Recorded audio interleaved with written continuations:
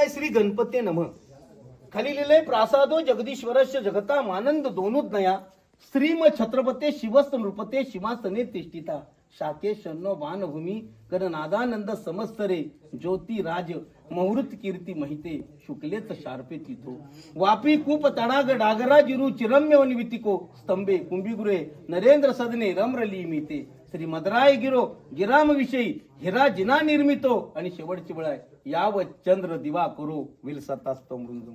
पहिल्या 3.5 ओळीमध्ये त्याने महाराजांच्या राज्याभिषेकाबद्दलच लिहिलंय हिरो जिंदुरकर. काय लिहिलंय तर प्रासादो जगदीश्वराचे जगता मानंदो दोनुद नया.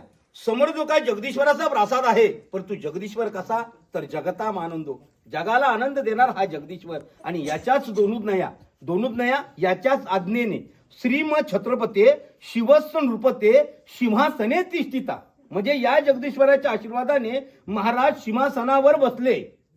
सिंहासने तिष्ठिता सिंहासनावर बसले महाराज नृपते राजा झाले. आता महाराज जगदीश्वराच्या आशीर्वादाने कधी राजा झाले कधी सिंहासनावर बसले तर त्याने इथं तारीख पण सांगितले राज्याभिषेकाची. आता संस्कृत मध्ये अंक लिहिले जात नाही साहेब, संस्कृत मध्ये अंक लिहिले जात नाहीत म्हणून त्यांनी महाराजांच्या राज्याभिषेकाला इथे सांकेतिक शब्द दिले. कधी महाराज जगदीश्वर आशीर्वाद सिंहासनाधीश्वर झाले तर शाके शन्नो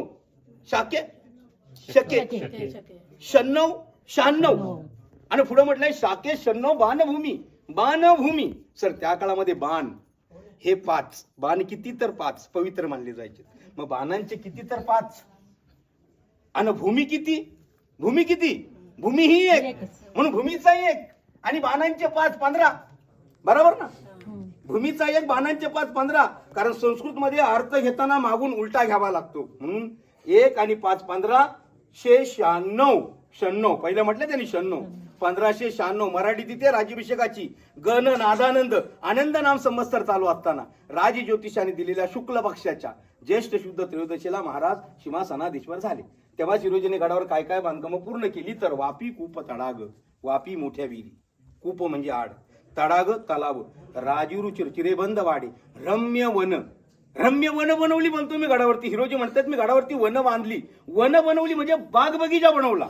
वितिको बाजारपेठ स्तंभे सप्तमनोरे कुंभिगुरे हत्तीखाना नरेंद्र सदने म्हणजे मेना दरवाजा आणि पालखी दरवाजापासून नगारखाना दाखवला बघा मी तुम्हाला. हा सगळा भाग नरेंद्र सदने रमरली मिते श्री मदराय गिरो गिराम विषयी हिरा जिना निर्मितो हे सगळं बांधकाम मी हिरो जिंदुलकराने मदराय गिरो हनुमंताच्या कृपेने तयार केले. आणि शेवटच्या वेळेत त्यांनी गॅरंटी दिली या सगळ्यांची की याव चंद्र दिवा करो वीर सत्ता ते म्हणताय त्या पृथ्वीवरती जोपर्यंत चंद्र आणि या दिवा करो सूर्य विरसत आहे ना तोपर्यंत बनवलेली बांधकामं तशीच राहतील. हा 4.5 वर्ष त्या दिलेल्या आर्किटेक्टने त्याचं गॅरंटी पत्रक आहे. आताचं आर्किटेक्ट देऊ शकत नाही. त्याचं बांधकाम किती दिवस टिकेल यासाठी इकडे यासाठी नंतर फोटो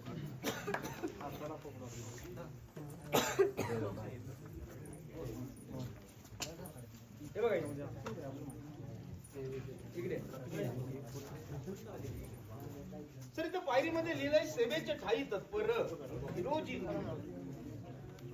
तर ज्याने हा गड बांधलाय ना ते आर्किटेक्टचं नाव इथे त्या गडावरती महाराजांनी स्वतःचं नाव जिथे राजाचं नाव नाही त्याच्या कलाकाराचं नाव असं म्हणतात. सर मॅडम असं म्हणतात मी लहानपणी ऐकलंय तुम्ही तर नक्कीच ऐकलं असणार. मी लहानपणी ऐकलंय की असं म्हणतात की ज्याने ताजमहल बांधला.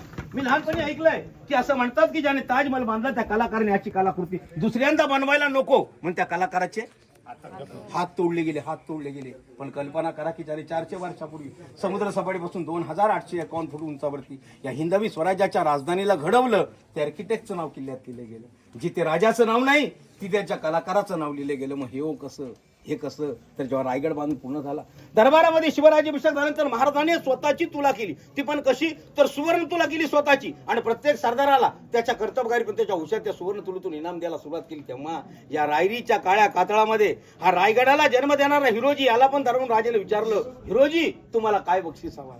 4 गावांची इस्टेट मागितली असती सर 10 गावाची वतनदारी मागितली असती दिली असती राजाने हिरोजीना. हिरोजी म्हटले की महाराज मला माझं बक्षीस मी अवश्य घेईन परंतु या दरबारात नाही जगदीश्वराच्या समोर.